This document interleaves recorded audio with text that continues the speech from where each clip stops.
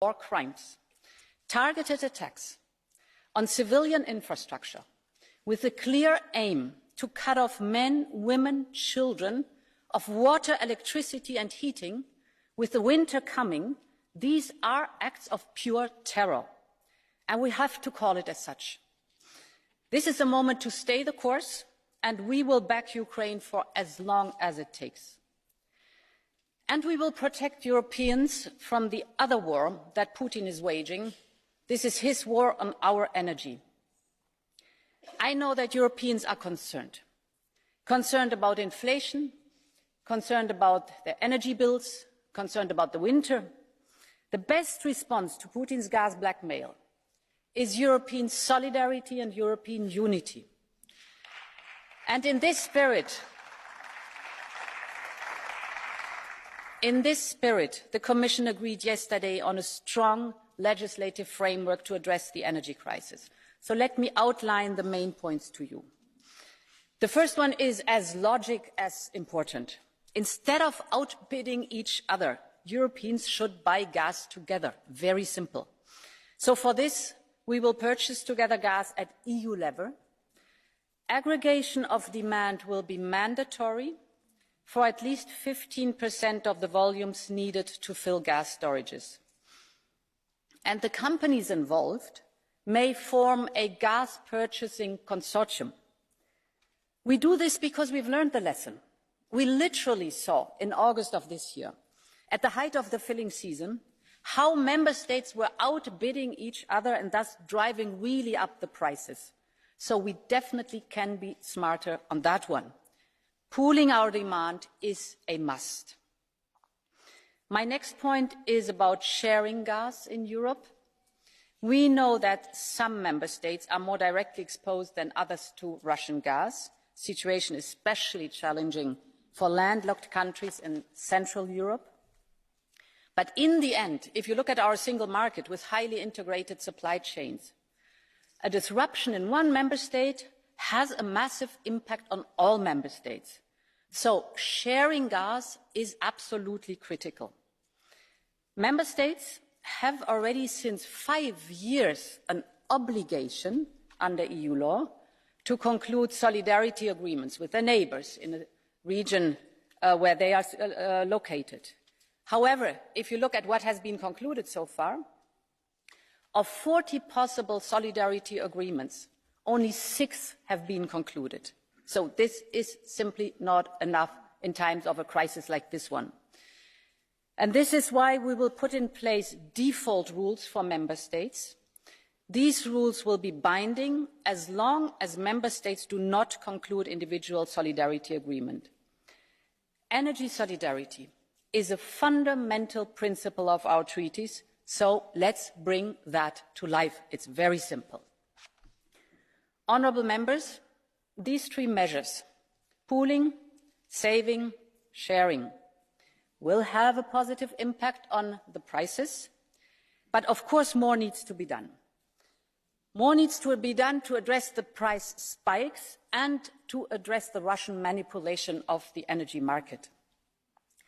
Just to give you 2 figures, compared to last September, in September 2021, if we look now at September 2022, Russia has cut 80% of its pipeline gas supplies since then. But Europe has been able to compensate all that. We have diversified towards our trusted partners, like, for example, Norway and the United States. We have increased the savings, and it's good. We have in September a saving of minus 15%. We have filled our storages up to 92%. So we did not give in to this blackmail.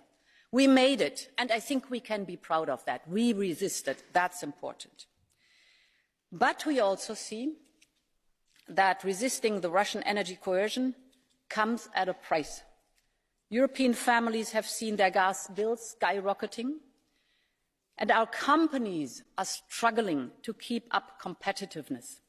It's not about the competitive in the single market only, that's also important, but it's also about the competitiveness globally that our companies are fighting for.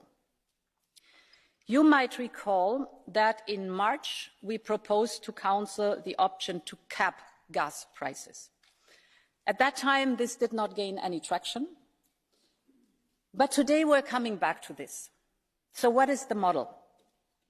The current benchmark determining gas prices is TTF. TTF is only focused on pipeline gas. What we see now is that the market has really changed from pipeline gas market to LNG market. So we need a specific price benchmark for LNG. The Commission will now develop this complementary benchmark together with the European regulator, but this takes time. So in the meantime, as a stopgap measure, we will limit prices at TTF. We call this the market correction mechanism. Yesterday, we proposed guiding principles as a first step, and on this basis, we will prepare the operational mechanism in a second step. This is concerning the price cap at wholesale level. But gas also drives electricity prices up. And here the Iberian model comes into play. It really merits to be considered at EU level. There are still questions to be answered, but I want to leave no stone unturned. So let's face that, let's look at that, and let's work at that. Honourable members, we live in times of high economic uncertainty.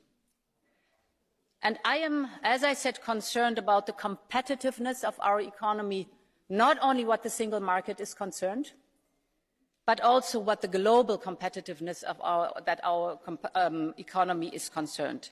So, all our actions have to take this into account.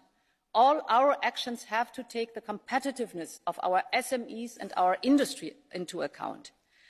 And this includes that we will introduce a standard competitiveness check in our regulation. I think it is time to do that. In addition,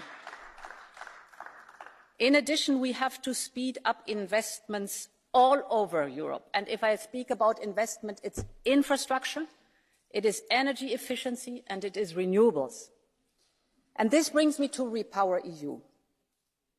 When we proposed Repower EU in March, keep in mind the situation was as such.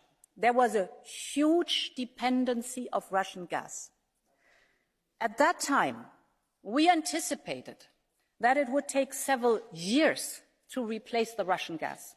Fact is, today, it took us 8 months only to replace 2/3. In other words, we have massively accelerated the diversification to other suppliers of gas from abroad. But this comes at a high price. So the actual solution to maintain our competitiveness is to invest into homegrown sources of energy, especially renewables, and that has to happen in all of Europe. However, only member states with sufficient fiscal space can undertake these critical investments.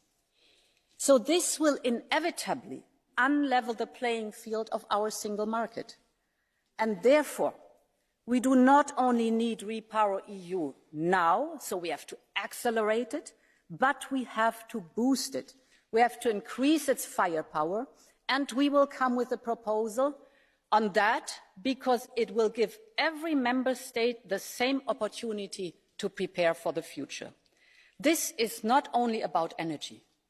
This is about our global competitiveness, and it is about our sovereignty. Long live Europe. Many thanks.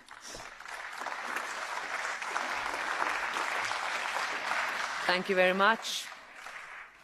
Commission President, I give the floor now to the group leaders, starting with the leader of the EPP group, Manfred Weber. President Metsola, President von der Leyen, Mr. Beck. On Monday morning, Russia attacked Kiev again with nearly 30 drones.